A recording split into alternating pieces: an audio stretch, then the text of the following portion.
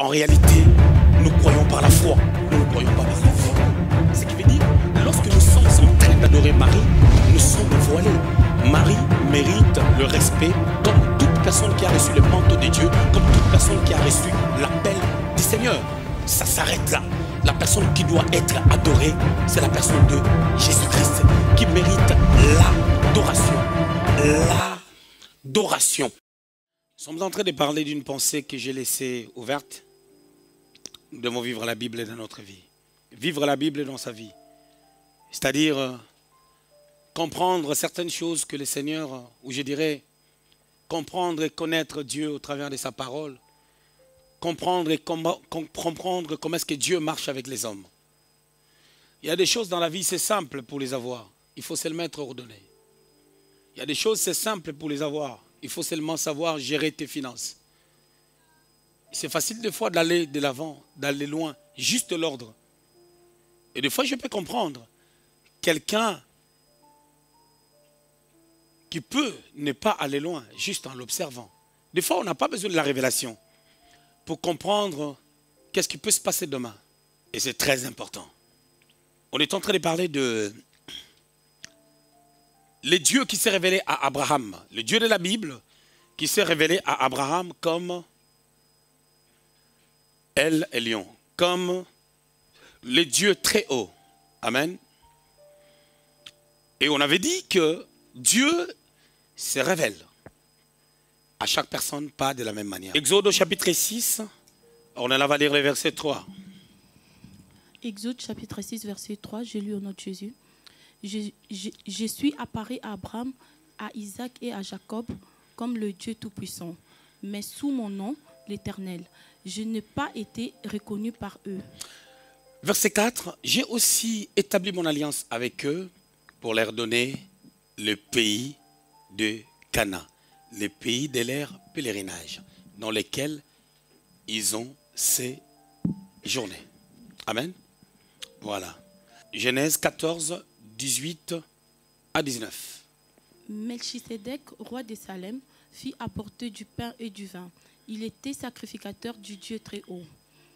Il bénit Abraham et il dit, « Béni soit Abraham par le Dieu très haut, maître du ciel et de la terre. » Béni soit le Dieu très haut qui a livré tes ennemis entre tes mains. Et Abraham lui donna la dîme de tout. Amen. Très bien. On est en train de voir la révélation de Dieu. Comment est-ce que Dieu se révèle dans la vie de son peuple? Vous savez, le Dieu de l'Alliance est celui qui se révèle. Nous avions vu la fois passée comment est-ce que Dieu fait son choix. Il choisit les hommes. Et quand il choisit les hommes, il essaye d'établir une alliance avec ceux-là qu'il choisit. Et en établissant cette alliance, il se révèle. Lorsqu'on parle de la révélation, lorsqu'on dit Dieu se révèle, on est en train de dire Dieu se dévoile. Il se dévoile auprès de la personne avec qui il a conclu une alliance. Et quand Dieu se démasque, quand Dieu se révèle, il s'ouvre, il se démasque avec une identité qui paraît être une nouvelle identité qu'il fait comprendre à la personne auprès de qui il se révèle.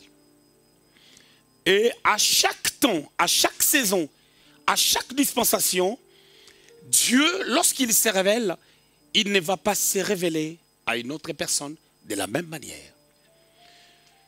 Dieu reste le même, hier, aujourd'hui et éternellement, sauf que sa manière de se révéler change. Dans Genèse au chapitre 14, on a vu que Dieu avait appelé Abraham. Il a quitté la Mésopotamie, Genèse chapitre 12, 1 à 3, on avait lu même jusqu'au 4e verset.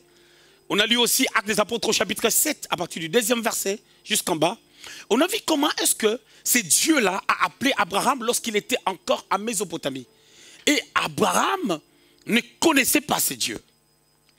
Il arrive des fois que tu es dans une église, tu cherches Dieu, tu viens assister au culte, mais tu n'as pas encore reçu la révélation de ce Dieu qui t'a appelé. Plusieurs personnes restent chrétiens 10 ans, 20 ans, 30 ans. Il ne reste que sur la lettre qui tue. Mais ils n'ont pas la révélation exacte de la personne de Dieu. Dieu se révèle d'une manière ou d'une autre. Mais nous voyons avec Abraham, maintenant dans Genèse chapitre 14, Abraham le servait. Abraham a obéi à la volonté de Dieu. Il s'est installé enfin sur la terre que Dieu lui avait dit. Parce que le Seigneur lui avait dit que va, quitte ta patrie, sépare-toi avec ta famille, installe-toi là où je t'indiquerai. Et on voit enfin Abraham obéir. Quand il a obéi, il a quitté Charan, il avait 75 ans. Il est venu, il s'est installé là. Vous connaissez toutes ces histoires qui se sont passées après. Et le Seigneur est venu se révéler à Abraham. Après qu'Abraham ait reçu une victoire où il avait libéré Lot qui était déporté au travers de la bataille qui a eu lieu entre les rois. Dieu se révèle comme le Dieu très haut à Abraham. Abraham, on avait dit qu'il connaissait d'autres dieux. Josué chapitre 24, verset 2, la Bible déclare, ils adoraient d'autres dieux. Abraham avait la connaissance de ces dieux. Si je peux me permettre de dire que Abraham, Dieu l'appelle, il ne connaît pas le Dieu qu'il a appelé. Et Dieu vient se révéler à lui. En la personne de Melchisedec, il lui parle du Dieu très haut. On avait dit deux choses concernant Melchisedec. On avait dit que son nom signifie le roi de justice et aussi de paix, selon la signification de son nom.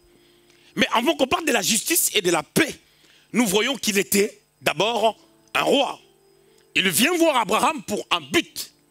Dieu ne se révèle pas à une personne en vain. Quand Dieu se révèle à quelqu'un, c'est pour un but, c'est pour un objectif. Raison pour laquelle il est important que Dieu se révèle dans ta vie. Amen. J'étais en Hollande pour apporter la parole de Dieu les dimanches. J'ai vu Floyd, Linis et tout. Ils sont venus. Mais pourquoi ils sont venus? Ils sont venus les dimanches après les cultes d'ici, sur base de la révélation qu'ils ont de leur Dieu. Amen. Ils ne pouvaient pas se déplacer sans qu'ils aient une révélation de leur Dieu. Est-ce qu'on se comprend? La révélation de Dieu pousse les gens à faire certaines choses. Dans 2 Rois, au chapitre 6, nous voyons David prendre l'arche d'alliance pour l'amener jusqu'à la cité de David. David prépare un endroit pour mettre l'arche de Dieu. En réalité, l'arche s'est trouvée à l'intérieur du tabernacle. Il faut traverser les parvis, le lieu saint et le lieu très saint. Et puis l'arche s'est trouvée dans le lieu très saint. Mais nous voyons David prendre seulement une tente. Il place une tente et puis tout de suite on met les tabernacles. C'était quelque chose de scandaleux, mais par contre c'est la révélation qu'il a reçue de la part de Dieu. Or cette révélation, au moment où on était encore dans la loi, cette révélation contredisait en réalité la pensée de Moïse concernant les tabernacles. Or, la pensée de Moïse concernant les tabernacles était exacte. La pensée de Moïse selon les tabernacles, c'est une pensée qui était venue de Dieu. Exode chapitre 25, verset 9, tu feras les tabernacles selon le modèle que je te montrerai. Et Dieu, dans Exode chapitre 31, 1 à 2, il a rendu Bethléem habile, capable de pouvoir construire les tabernacles avec l'aide d'Oliab. C'était le modèle de Dieu. C'était la façon de faire de Dieu. Et Dieu a dit il y aura un modèle. Et quand vous lisez Hébreux au chapitre 9, vous pouvez voir comment est-ce que les tabernacles avaient 3 parties. Hébreux les dit. Hébreux au chapitre 9. La première alliance avait donc des ordonnances relatives au culte et un sanctuaire terrestre.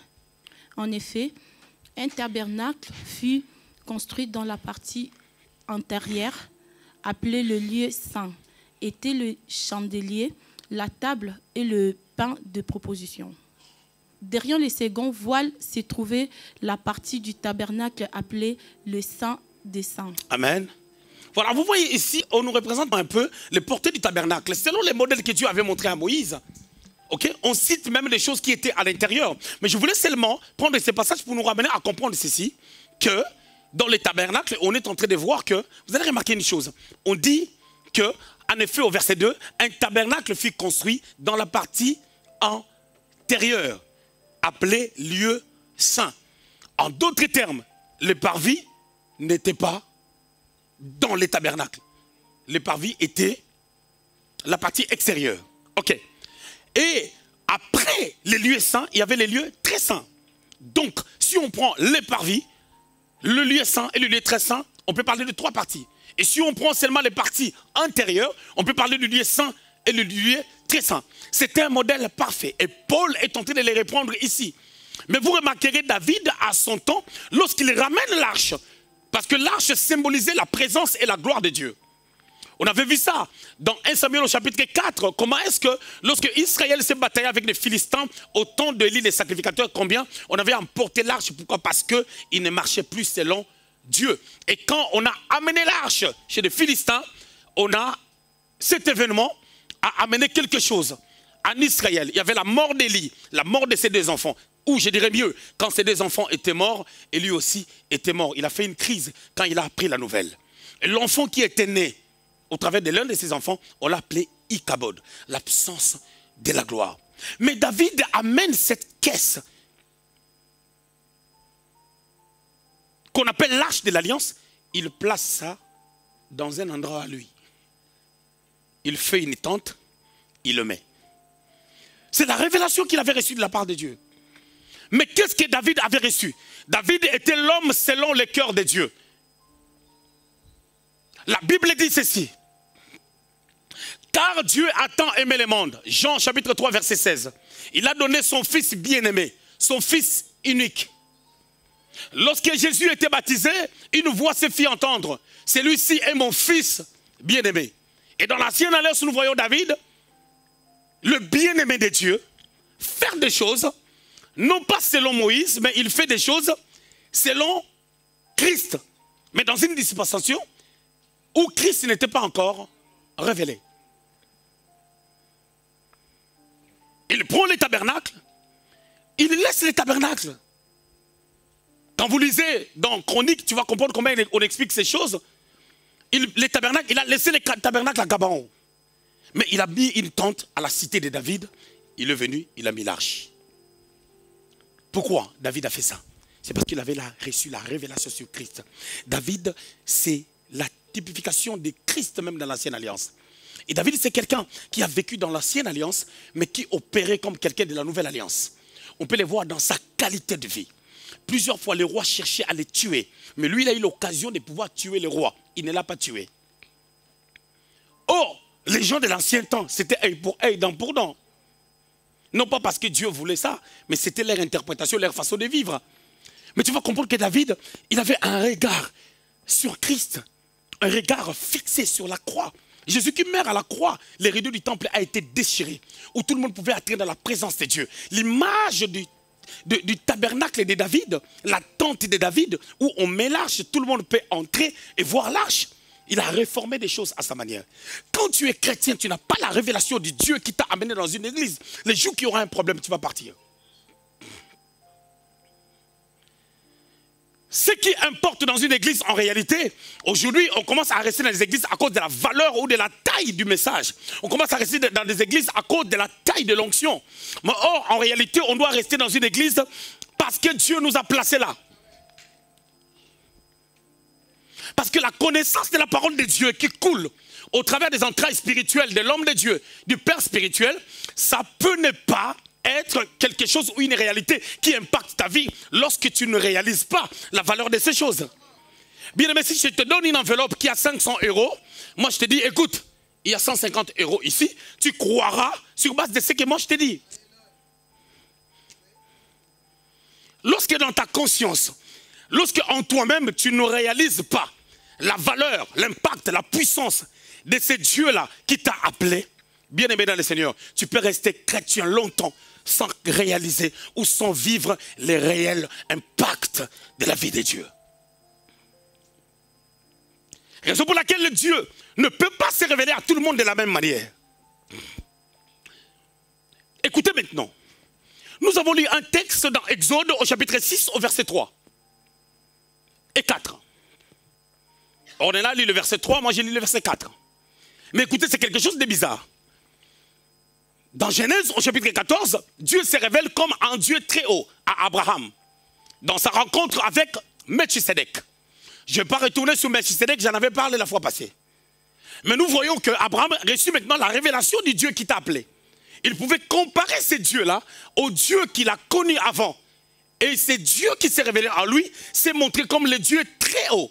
Lorsqu'Abraham reçoit la révélation, quand j'ai dit qu'Abraham a reçu la révélation est claire. La révélation change la manière de faire et la manière de voir les choses. Abraham fait quelque chose qui n'a jamais existé. La Bible dit qu'il a payé sa dîme. Qui lui avait enseigné la dîme? Personne. Quand la révélation exacte de la parole vient dans ta vie, tu feras des choses, tu poseras des actes que personne n'en a posé avant. Que personne n'a posé avant. Quand la révélation vient, les gens ne restent pas insensibles. Lorsque la révélation vient, les capacités d'invention viennent. Lorsque la révélation vient, l'esprit de la créativité se manifeste. Lorsque la révélation vient, la façon de faire change les choses. Raison pour laquelle vous remarquerez une personne comme Élisée. Quand Élie est monté au ciel, il a lâché les manteaux. Élie ne lui avait pas dit que pour recevoir la double portion, tu vas aussi récupérer les manteaux pour essayer de voir si ça agit ou pas. Il lui a dit, si tu me vois, c'est-à-dire, Élisée a vu Élie monter. Quand Élie était en train de monter, Élie a lâché les manteaux. Mais il ne lui a pas dit que je lâcherai les manteaux que tu dois prendre. Il a demandé la double portion et lui a dit, c'est une chose difficile. Il faut que tu me voies. Le Père ne te dira jamais l'entièreté des choses que tu dois faire pour entrer dans ta gloire. Dieu ne te révélera jamais ce que tu dois faire exactement. Et la révélation, l'esprit de la révélation t'amènera à une connaissance. Or, la révélation, ce n'est pas Dieu. Mais la révélation révèle Dieu, révèle les intentions de Dieu. Et quand tu connais les intentions de Dieu, ta manière de faire des choses, ta manière d'agir va changer. C'est pour cela, lorsque Élie est monté au ciel, dans 2 Rois chapitre 2, il a lâché les manteaux. Élisée a compris que pour que je confirme que j'ai reçu la double portion, il a pris les manteaux, il a fait la même chose. Mais pour faire la même chose, il fallait activer la réalité de la portion qu'on doit recevoir de la part du Père. Au lieu de dire, Seigneur Dieu, je te bénis. Lui, il a dit, mon Père, char d'Israël et sa cavalerie. Il entre dans l'alliance d'Élie, il lui récupère, ok, les 100% de la portion qui était sur Élie. Quand il entre en acte, il commence à entrer dans la dimension de la double portion. Parce qu'il pose le même acte que le Père. Or, la Bible déclare qu'un disciple bien accompli est comme son maître. Et quand il frappe la mer du Jourdain avec son manteau, l'eau se sépare. Et quand l'eau se sépare, il traverse. Le fils des prophètes qui était à côté, ce n'était pas le fils des prophètes, le fils spirituel d'Élisée. C'était le fils spirituel d'Élie. Quand ils ont vu cela, c'est là où maintenant Élisée qui était le fils, il est devenu comme le père, ils se sont prosternés devant lui. Quand le fils devient le père, pour que le fils devienne le père, il faut que le fils ait la révélation du père. Si tu as la révélation du père, la révélation va t'orienter. Ce n'est pas Dieu qui va t'orienter, mais c'est la révélation que toi tu reçois qui va t'orienter. Et quand la révélation va t'orienter, tu poseras des actes comme des pères et plus que même le père. C'est pour cela quand il était mort, même ses os ont ressuscité parce que l'onction est continuelle.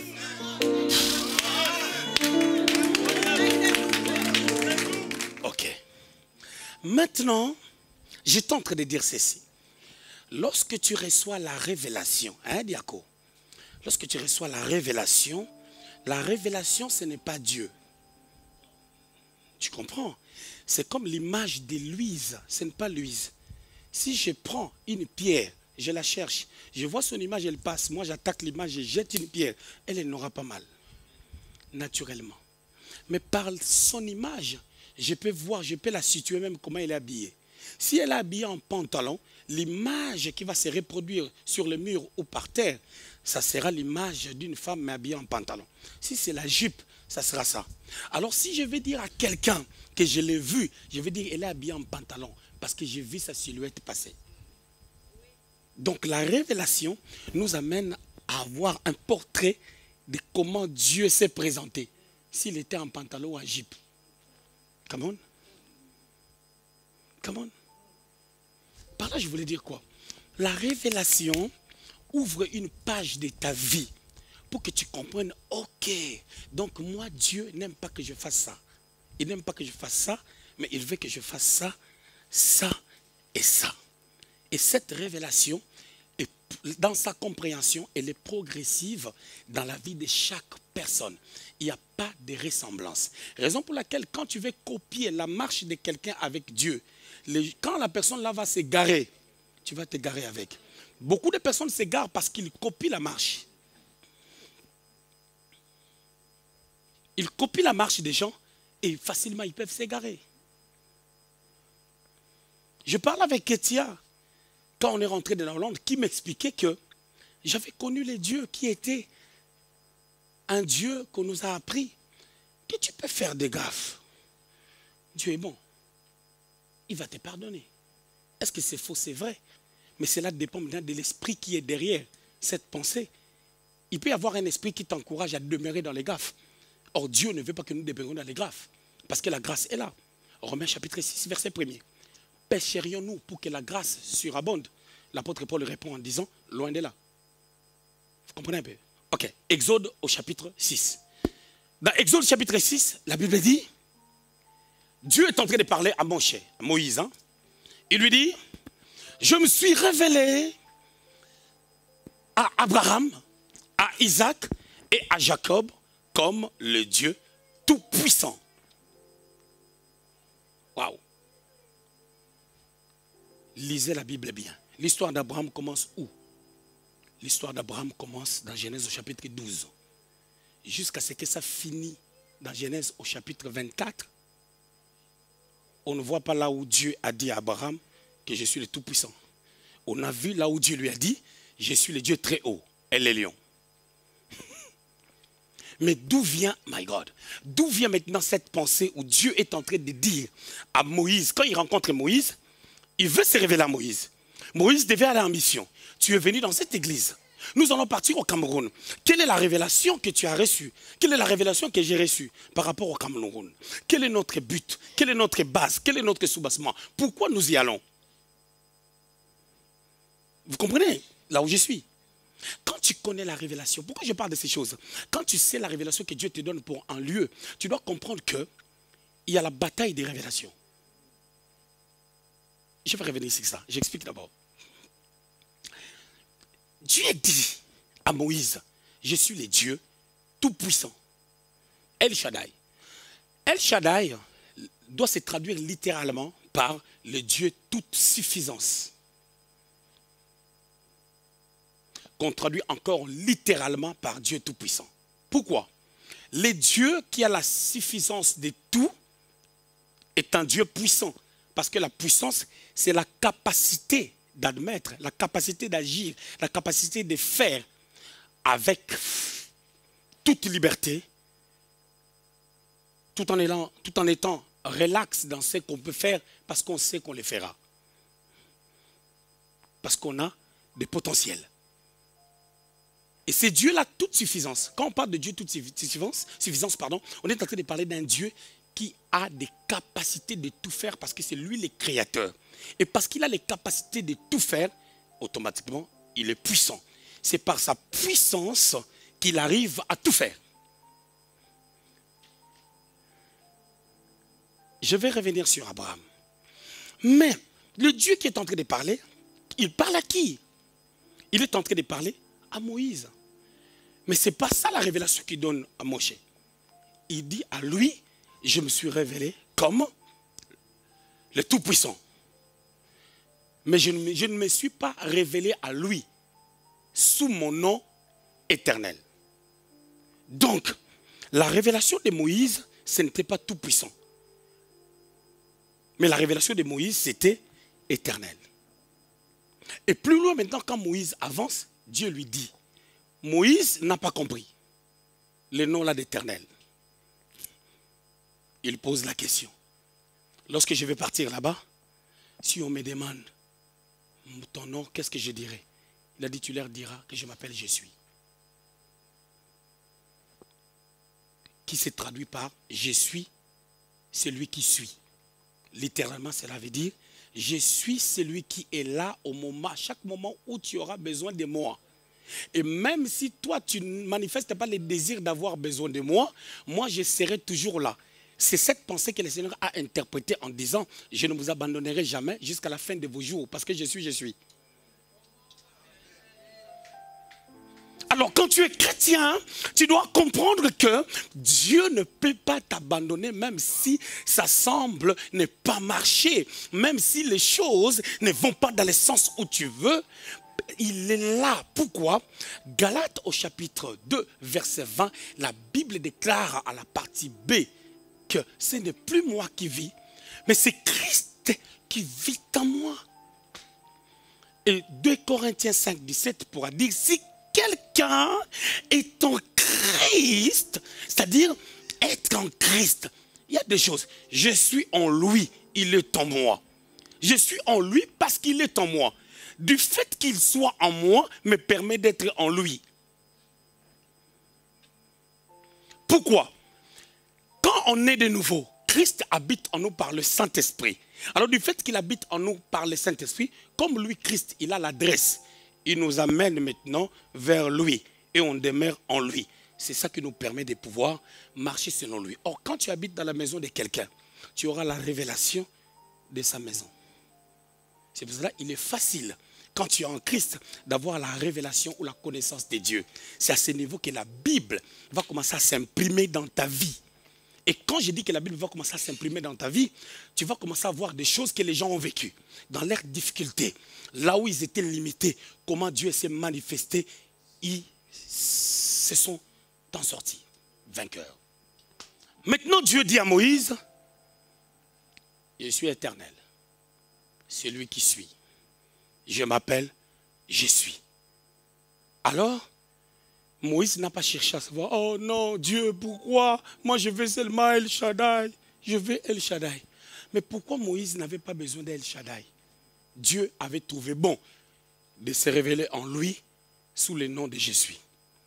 Or, sur le plan technique, c'est Moïse qui avait besoin de la puissance pour déchirer la mer Rouge, pour la liberté des enfants d'Israël qui étaient accablés, pour faire face à toutes ces réalités dans les déserts et consorts. Et on voit la puissance de Dieu se manifester. La première des choses que j'aimerais dire, le Dieu de ton père est ton Dieu. Quand Dieu te donne un autre nom, le nom là qu'il s'est révélé à ton père, c'est déjà ta révélation. Mais quand tu ne restes que sur la révélation que Dieu a donnée à ton père, tu n'auras pas la capacité de pouvoir grandir et connaître Dieu toi-même. Faire une rencontre personnelle avec lui. Parce que le salut est personnel.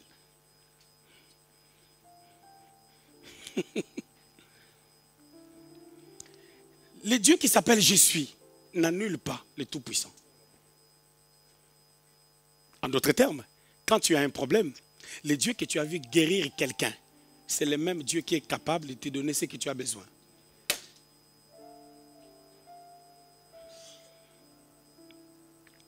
Mais pourquoi Dieu pourra se décider pour dire à Abraham, je me révèle comme El Elyon, mais ici nous lisons qu'il y a un nom qui n'a jamais été prononcé au temps d'Abraham. Le Tout-Puissant. Pourquoi? El Elyon, il est le Dieu très haut. Parce qu'il est très haut. Il n'est pas très haut parce qu'il est trop grand. Pas parce qu'il fait 33 mètres. Pas parce qu'il fait 7 mètres. Non. Il est trop grand à cause de sa puissance qui dépasse la puissance de tous les dieux. Le Dieu toute suffisance, c'est lui le Dieu très haut. Et ce Dieu très haut, c'est lui je suis. Mais sauf que d'âge en âge, il se révèle d'une manière ou d'une autre. Maintenant, si tu veux connaître le Dieu qui s'appelle je suis, il faut d'abord que Dieu te ramène, ou il te rappelle, qu'il faut qu'il te rappelle d'abord sa révélation précédente. C'est pour cela nous témoignons de ce que Dieu était capable ou est capable de faire avec nous, afin que toi tu les regardes comme un portrait, pour que ça t'amène à pouvoir comprendre que ce Dieu-là peut se révéler en toi. Et quand il va se révéler en toi, tellement que la Bible n'est pas un livre de répétition, mais un Bible de complémentarité, Dieu va compléter sa révélation sur ta vie en s'appuyant sur l'ancienne révélation de ton Père.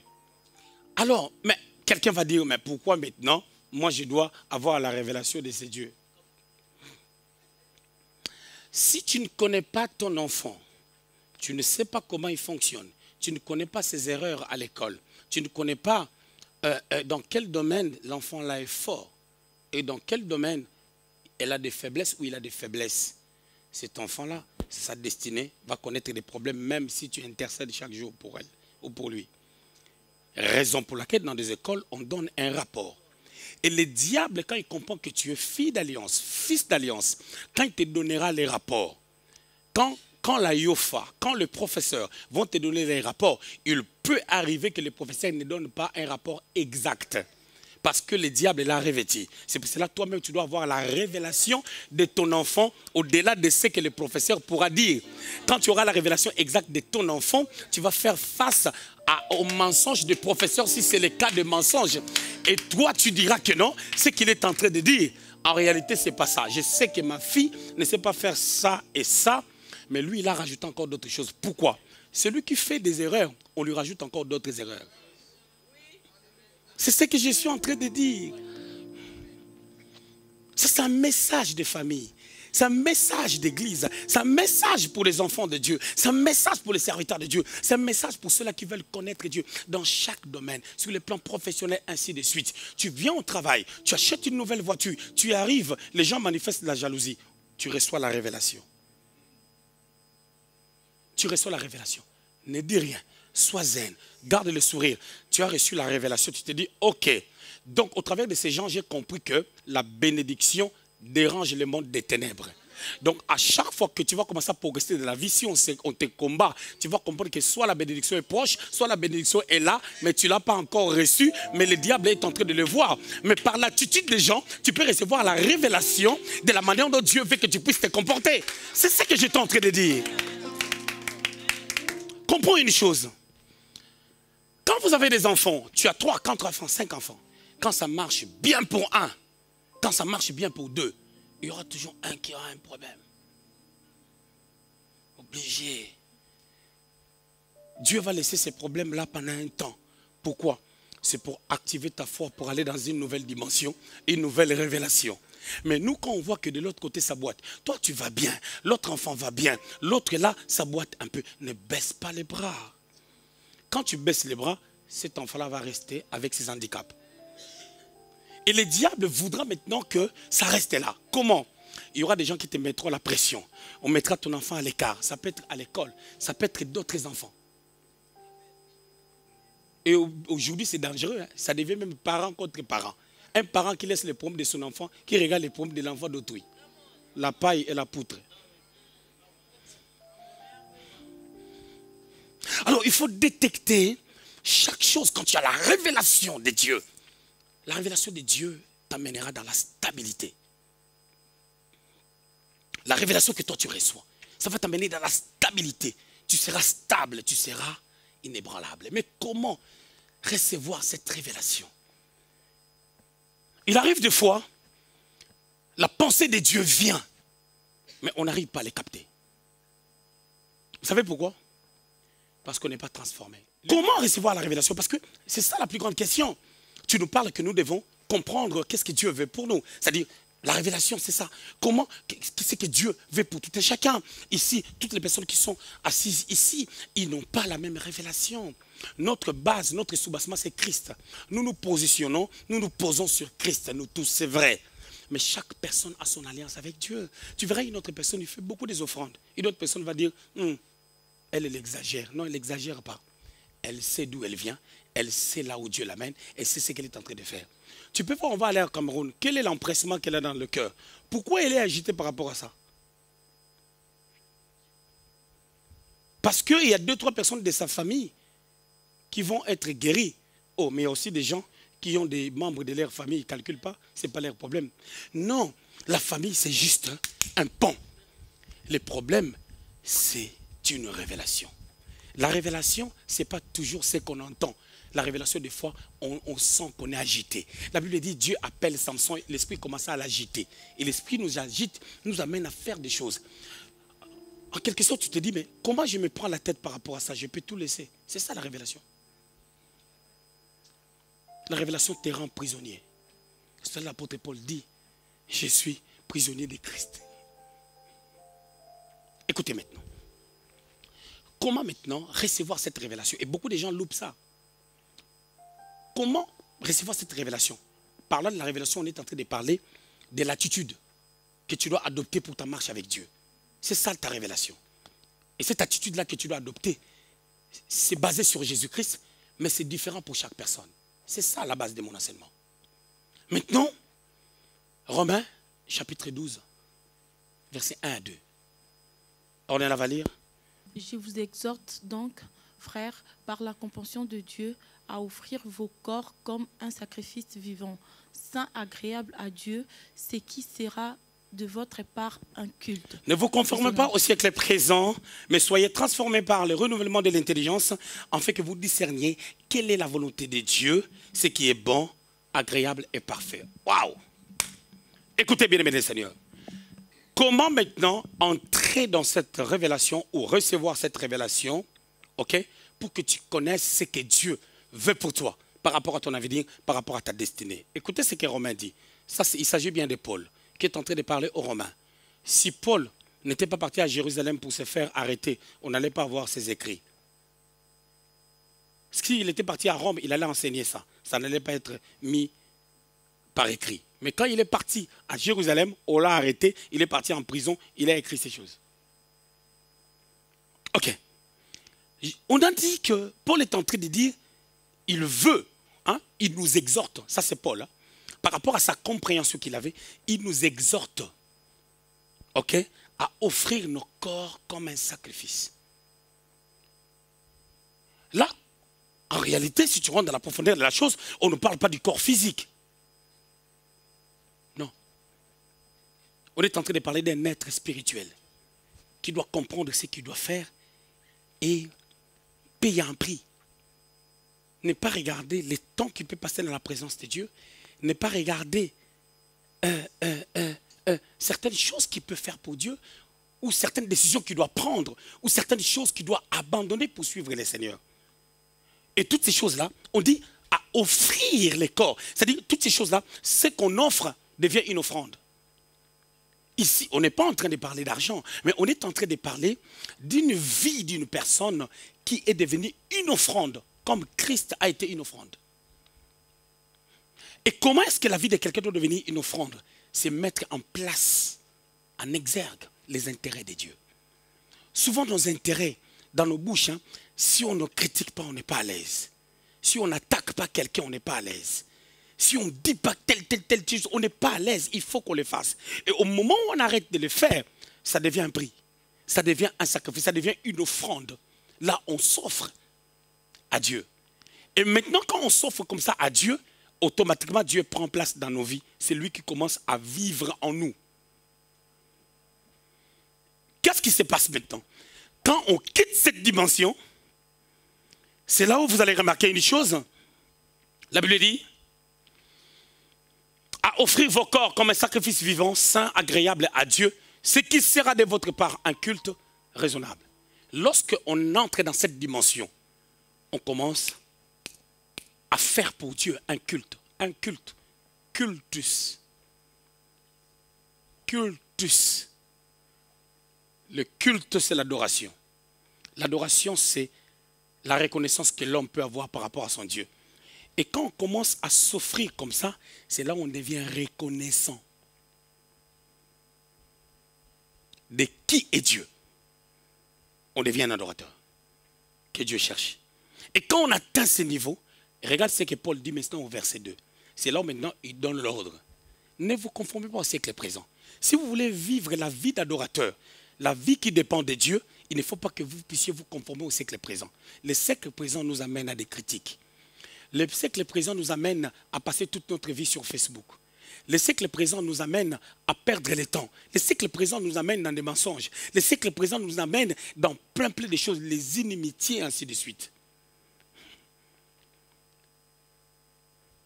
On dit, ne vous conformez pas au siècle présent, mais soyez transformés par le renouvellement de l'intelligence. Le mot transformer, c'est le même mot utilisé pour parler de la transfiguration.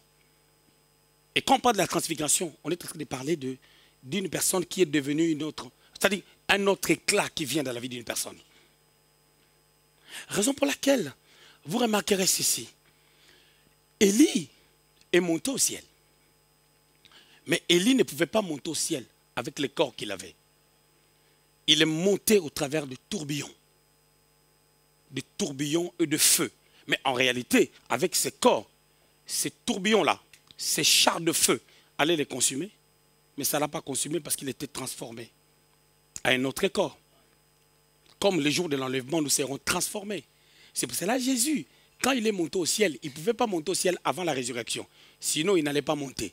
Il devait ressusciter, revêtir un autre corps et monter au ciel. C'est pour cela que quand nous allons monter au ciel pour rencontrer Jésus dans les airs, nous serons transformés. Cette transformation-là doit être d'abord l'objet de notre vie sur la terre par rapport à notre marche avec Dieu.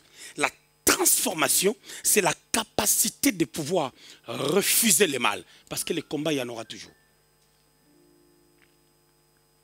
Hébreux chapitre 4, je crois, verset 11. Je crois que c'est ça. Écoutez ce que la Bible dit. Empressons-nous donc d'entrer dans ces repos. Écoutez, ici on dit empressons-nous. Dans d'autres versions, on a dit efforçons-nous. Empressons-nous donc d'entrer dans ces repos. Écoutez, lorsqu'on utilise donc, on est en train de déduire, de conclure. Hein?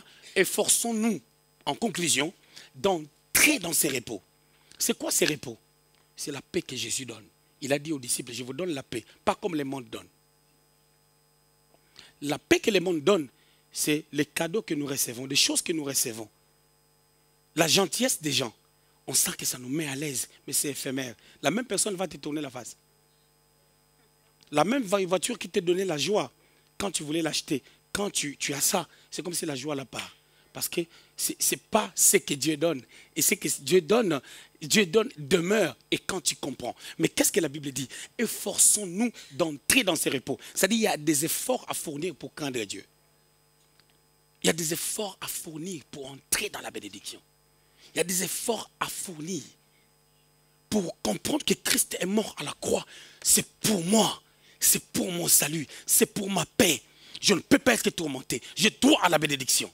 Luc chapitre 4, verset 18.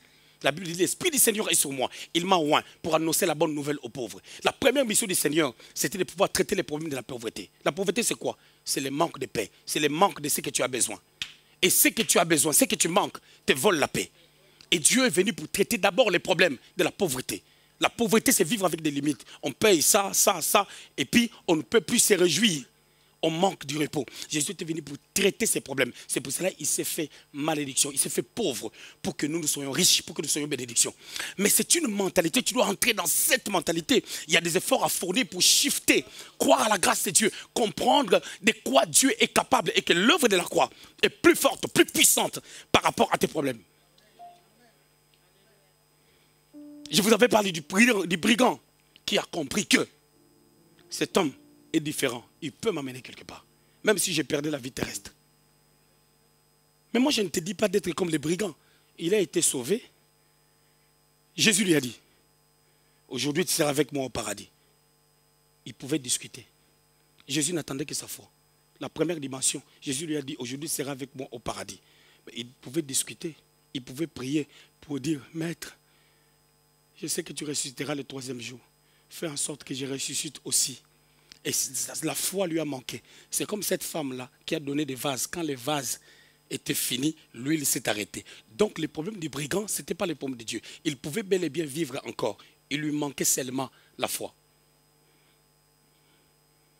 Une fois exagéré. Une fois plus. Une fois qu'il demande encore. Une fois qu'il désire encore. Le paradis, oui. C'est bien, j'irai au paradis. Mais Seigneur, permets que je continue à vivre. Comme ça, je vais témoigner aux gens que moi, j'ai reçu mon salut à la croix avant tout le monde.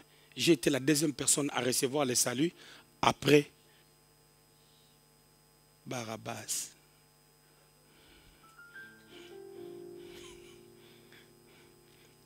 Il lui manquait la foi. Et j'ai conclu comment? Quand tu reçois la vraie révélation, ta foi change. Ta foi change. La révélation de Dieu. La Bible nous révèle le cœur de Dieu. Et plus tu cherches à comprendre, plus tu vas comprendre le cœur de Dieu. Plus tu cherches à comprendre, plus tu vas avoir la connaissance, la profondeur de ce Dieu qui t'a appelé. Dieu est amour. Mais il se révèle selon la manière dont toi tu te disposes. Les vases que tu présentes, c'est ce vase-là qui va remplir. N'est-ce pas que vous, parents, vous donnez à vos enfants la nourriture selon leur capacité? 10 fois, si tu donnes l'assiette remplie à ton enfant, l'enfant ne finit pas. Prochainement, quand tu donnes, tu diminues pour ne pas faire de pertes. Vaut mieux que ça reste dans la marmite, on peut mettre dans le frigo pour manger demain. Tu vas lui dire non, tu manges d'abord ça et puis je vais rajouter. Mais c'est le même principe. Dieu agit sur base de la disposition, de l'ouverture. Mais qu'est-ce qui se passe maintenant? Quand toi tu commences à voir grand, il y aura Eliab, le frère de David, qui ne sera pas content. Il va te dire, je connais ton orgueil. Moi, le frère là, la soeur là, le frère là qui est venu à l'église, la soeur là qui est venue à l'église, je vois qu'elle est trop orgueilleuse. Hein? Occupe-toi de ton orgueil, au lieu de régler l'orgueil des autres. Que Dieu vous bénisse.